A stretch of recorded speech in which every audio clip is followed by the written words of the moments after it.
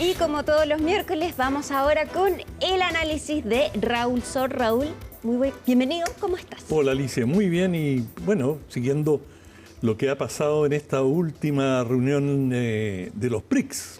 Exacto, el domingo partió la cumbre de los BRICS en Brasil, fue el presidente Gabriel Boric, pero rápidamente Estados Unidos lo califica de antioccidental. ¿Por qué hace eso? Bueno, Estados Unidos tiene una política de relaciones unilaterales, es decir, ha dicho, quiero entenderme con cada país por separado. Obvio, porque a un gigante como Estados Unidos le conviene relaciones cara a cara, entre comillas, de igual a igual. Por supuesto que no es de igual a igual, sino que hay una desproporción tremenda. Y todas estas asociaciones que se van formando de distintas agrupaciones de países para negociar o conseguir mejores condiciones, le irrita y esta no es la excepción. Y los BRICS, que digamos es una organización relativamente nueva, del 2009 que existe como tal, ha ido ganando fuerza y se llama BRICS porque está Brasil, está Rusia, está India y está China, y se ha agregado Sudáfrica y ahora 5 países más. Pero estos países miembros, los 4 fundadores, son cada uno de ellos colosos en su propia región. Y claro, cada uno tiene un ángulo, un enfoque diferente del otro. Por ejemplo, Rusia, que está ahora sometida a una serie de embargos y aislamiento, ve en los BRICS un espacio frente a este intento de Estados Unidos y de especialmente Europa Occidental de aislarla hasta donde sea posible. Bueno, allí tienen un espacio. China, que está teniendo fricciones con una serie de países por temas comerciales, ve también en esta asociación algo muy interesante. India, que está en un balance entre Oriente y Occidente, ve también en los BRICS una posibilidad de neutralizar tanto a Estados Unidos, del cual recibe presiones, pero mucho más importante, frente a China, un país con el que tiene diferendos fronterizos. Claro. Y por lo tanto, y además esto retoma una tradición diplomática de India que era de los no alineados, es decir, de los países en desarrollo, y Brasil, que, especialmente bajo el presidente Lula, ha tomado hasta cierto punto el liderazgo del tercer mundo. Y se ha hecho, no vamos a decir vocero, pero ha sido un defensor frente a lo que hoy día ya no se dice tanto imperialismo, sino que el hegemonismo. Y el hegemonismo que ejerce en primer lugar Estados Unidos en alianza con el grueso de Europa. Por lo tanto, cada uno de estos países que tienen diferencias importantes entre sí, la más importante es la que existe entre China e India, pero hay otras pugnas y otras rivalidades entre estos distintos países, pero tienen este objetivo común que, por supuesto, se ve reforzado cuando Estados Unidos refuerza esta política unilateral y dice: yo, no me vengan en grupo, vengan de uno si quieren conversar conmigo. Bueno, en esas condiciones los BRICS toman un protagonismo mucho más importante. Y de hecho, Raúl, tenemos las declaraciones de Donald Trump cuando le preguntan por los BRICS y él hace esta amenaza del 10% de aranceles a quienes se alineen con las políticas de los BRICS. Revisemos esas declaraciones. That's right, they have to pay 10% if they're in BRICS. Because BRICS was set up to hurt us. BRICS was set up to degenerate our dollar and take our dollar as the standard, take it off as the standard. And that's okay if they want to play that game, but I can play that game too. So anybody that's in BRICS is getting a 10% charge. ¿Se sustenta esta acusación de Donald Trump de que quieren sacar el dólar los países del BRICS? Sí, se sustenta en el sentido de que hay desde hace mucho tiempo una crítica a la hegemonía que ejerce el dólar. No solamente el dólar, hago un pequeño paréntesis, también los organismos financieros mundiales, el Banco Mundial y el Fondo Monetario Internacional como mecanismos de opresión para los países en vías de desarrollo. Y dentro de ese contexto también el dólar como un mecanismo de hegemonía, de doblegar o de, digamos, someter a los países a los términos comerciales de Estados Unidos. Y en ese sentido, ya hoy día hay un comercio creciente entre muchos países, especialmente los países del BRICS, con monedas que no son el dólar. Es decir, antes tú, si querías, China le quería comprar a Brasil, los acuerdos se hacían en dólares y pasaba por el dólar. Hoy día China y Brasil negocian directamente y pueden usar el renminbi, que es la moneda, o el yuan, la moneda nacional china, o pueden usar cualquier otra moneda con los países que tienen relación. De manera que sí hay una amenaza para el dólar y, digamos, cuando Trump hace esta amenaza, no la hace en vano. Lo que no ha hecho BRICS es decir, nosotros dejamos el dólar y vamos a privilegiar otras monedas. Hasta ahora son acuerdos bilaterales, pero, digamos, Trump se adelanta y dice, ojo, y eso es una manifestación de la preocupación que él siente. Ya lo había dicho en el gobierno anterior, no es una novedad. Es decir, ya en su primer periodo dijo que si digamos, se dejaba el dólar como moneda internacional y se reemplazaba por otra, podrían inventar una moneda nueva de transacción, bueno, inmediatamente él iba a colocar aranceles. Ahora, ¿se puede mirar o concluir que tras esta amenaza de Donald Trump, esto de cierta forma empodera a los BRICS, viéndolo como una organización que realmente tiene una importancia importante y que Donald Trump lo ve como una cierta amenaza? Absolutamente, por supuesto. Es decir, la mejor manera de desacreditar a los BRICS sería ignorarlo. Claro. Y es lo que hacen normalmente los países cuando no quieren darle espacio a otro, simplemente es como si no existiera. Bueno, esto es un reconocimiento negativo, pero es un reconocimiento. Y los BRICS han venido ganando popularidad y ya hay, digamos, media docena de países que se quieren incorporar, y todos ellos países muy importantes, digamos, de gravitación económica, y eso significa que BRICS se está transformando hasta cierto punto en el foro alternativo. Hoy día, Naciones Unidas, por ejemplo, que es el foro internacional por definición, bueno, tiene reglas muy especiales, porque todo, en última instancia, pasa por el Consejo de Seguridad de Naciones Unidas, que tiene el veto de 5 países, claro, que son los 5 grandes, y el que no está ahí, Estados Unidos, o Rusia, o China, si no les gusta algo, lo vetan. Bueno, en el BRICS están en una situación de horizontalidad y operan por consenso, y eso es un problema para los BRICS, como lo es para cualquier institución. Si tú quieres operar por consenso, bueno, tienes el problema de que mientras más crece, más difícil es encontrar un consenso, y eso muchas veces neutraliza a las organizaciones, y es uno de los grandes retos, uno de los grandes desafíos para los BRICS, cómo crecer y, digamos, mantener esta política de que no se toma ninguna decisión que no tenga consenso. Y es difícil encontrar consenso en muchos temas internacionales.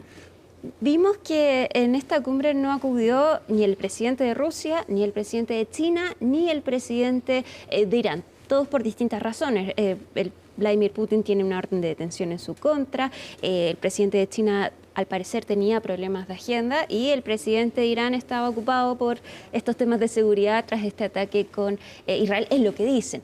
Pero no es lo que dicen, realmente. O sea, sí, realmente. Yo creo que Irán está en una situación muy complicada, sería muy difícil para el presidente iraní viajar, pero también en el caso de Putin, como existe esta orden de arresto, ellos no se pueden exponer, digamos, a pasado con otros mandatarios que por un desvío a veces voluntario, es decir, que hay problemas de tráfico aéreo, ha tenido que aterrizar un avión, le ha pasado a presidentes chilenos que han tenido que hacer escala en lugares que no estaban previstos, y si hay una orden de detención, el país al cual tú arribas tiene la obligación de detenerte. Ahora depende del país. Hay países que han llegado, digamos, personajes que están, como Netanyahu, que están con orden de detención y no se han cumplido, pese a que son países miembros de la Corte Internacional, no los han detenido, de manera que todo depende de tu musculatura. Pero Raúl, la pregunta a la que iba es si esto también no habrá beneficiado a los BRICS el no tener a estos personajes que se muestran como divisorios. De hecho, el que viajara Gabriel Boric a esta cumbre también alertó a los políticos chilenos. La pregunta era si debía o no debía ir el presidente Gabriel Boric a esta cumbre, dado que podía estar Irán presente con una delegación. ¿Esto habrá sido a propósito? ¿Habrá beneficiado que no fueran estas personas a esta cumbre?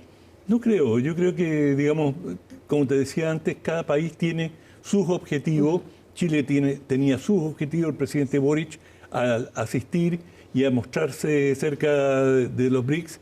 Y todo esto tiene ventajas y desventajas. La desventaja es que te puedes poner en el radar negativo de Estados Unidos, pero la ventaja es que justamente, así como Trump reconoce a los BRICS diciendo los voy a castigar por si ustedes hacen cualquier cosa en contra de mis intereses, tu estatura diplomática y política crece.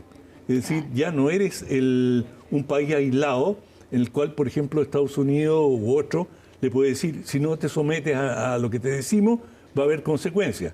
Y de repente tú eres parte de un grupo que dice, bueno, si van a haber consecuencias, voy a ir a conversarlo con mis amigos, y tú tienes todo un respaldo diplomático. Lo estoy explicando en forma bastante coloquial, pero es así, de manera que junto con correr algún riesgo, ganas también ciertas garantías. Bueno, también podemos ver que la figura de Luis Ignacio Lula da Silva también crece importantemente al ser el vocero de los BRICS. De hecho, fue él quien le respondió a Donald Trump respecto de esta amenaza. Pasemos a revisar esas declaraciones del presidente de Brasil, Luis Ignacio Lula da Silva. No queremos imperador. No queremos un emperador. Nuestros países son soberanos. Si Trump impone aranceles, otros países tienen derecho a hacer lo mismo. Existe la ley de reciprocidad. Creo que no es responsable que un presidente de un país como Estados Unidos amenace al mundo con aranceles en redes sociales. Sinceramente, existen otros foros donde el presidente de un país del tamaño de Estados Unidos puede hablar con otros países. Bueno, amenazas de aranceles que de todas maneras tienen su efecto. La amenaza del cobre fue una amenaza en una conversación, una pregunta de un reportero, y rápidamente hizo subir el precio del cobre. ¿Cómo ves la figura de Luis Ignacio Lula da Silva en esta cumbre de los BRICS? No, primero decirte que todo lo que diga Estados Unidos, diga el presidente de Estados Unidos o autoridades relevantes en Estados Unidos, tiene impacto mundial. De eso no se libra nadie. Ahora, yo creo que Lula ha asumido una postura bastante emblemática y que probablemente tiene la adhesión de la mayoría de lo que podríamos llamar el sur global, que la mayoría de los países y la mayoría de la población mundial vive en el sur global, y Lula, que tenía ese proyecto ya en su primer gobierno, lo ha ido consolidando, y hasta cierto punto te diría que la respuesta que él da de presentar o quedar como el hombre que puede enfrentar a Estados Unidos, que se atreve a hacerlo, lo hace crecer, pero exponencialmente. Yo creo que Lula hoy día es reconocido a lo largo de todo el sur global como uno de los líderes más confiables. Y por lo tanto, yo diría que ha sido toda ganancia para él, además de haber sido el anfitrión. Exacto. Ahora, por último, Raúl, Vladimir Putin, frente a estas acusaciones de que la cumbre de los BRICS era una cumbre antioccidental, él decía, no es que seamos antioccidentales, sino que somos países que no están en Occidente.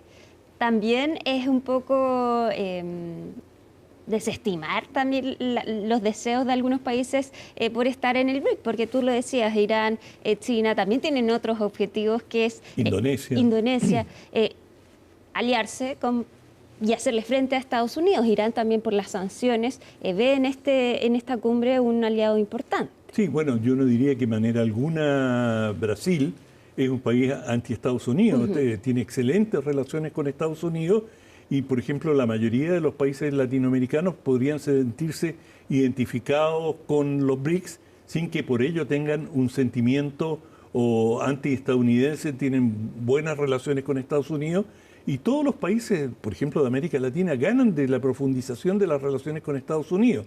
Es una forma de ideologizar el tema por parte del presidente Trump. Yo creo que en el Congreso en Estados Unidos y la mayoría de los políticos estadounidenses no ven en los BRICS un enemigo per se.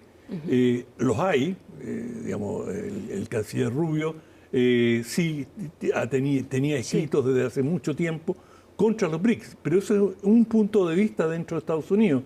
No creo que represente ni siquiera al conjunto. Ahora, por cierto, cualquier cosa que merma tu hegemonía, que relativiza tu poder, tú puedes considerarlo como un adversario. Ahora, Raúl, por último, Donald Trump. Quiero llevarte más bien al acuerdo en Gaza. Yo sé que lo hemos hablado harto, pero ¿crees que sea factible lograr una tregua en Gaza dadas las condiciones que actualmente hay en el enclave palestino? Bueno, depende cuáles sean los términos de una tregua. Es decir, si la tregua significa, digamos, aceptar que se genere un gueto cerca de Rafah, por ejemplo, y que ahí se va a concentrar una proporción importante de la población. Si eso es parte de la tregua, eso genera muchas dudas que eso se pueda implementar. Todo depende de la letra chica de la tregua y habrá que ver, digamos, como son negociaciones secretas. Y se dice, bueno, sí, la parte fácil, por así decirlo, es decir, cuántos rehenes van a entregar, cuántos palestinos van a ser liberados. Eso es, digamos, relativamente simple, directo. Pero, ¿cuáles van a ser las condiciones de la franja de Gaza a futuro, más allá de un cese al fuego? Es decir, esta situación no se puede eternizar. Una población de más de 2 millones de habitantes no puede permanecer en suspenso. Lo que ya ha ocurrido es totalmente inaceptable, es de una crueldad y de una barbarie realmente sin precedentes en nuestros tiempos. Ahora, si esto ¿cómo a través de una tregua, cuáles van a ser los términos? Yo creo que todavía hay un enorme signo de interrogación. Raúl Sor, muchas gracias por acompañarnos. Y nosotros llegamos al final de Conexión Global Prime. Les recordamos, si quieren revisar nuevamente este capítulo, ya está en nuestras redes sociales. Que estén muy bien y sigan en CNN Chile. Chao.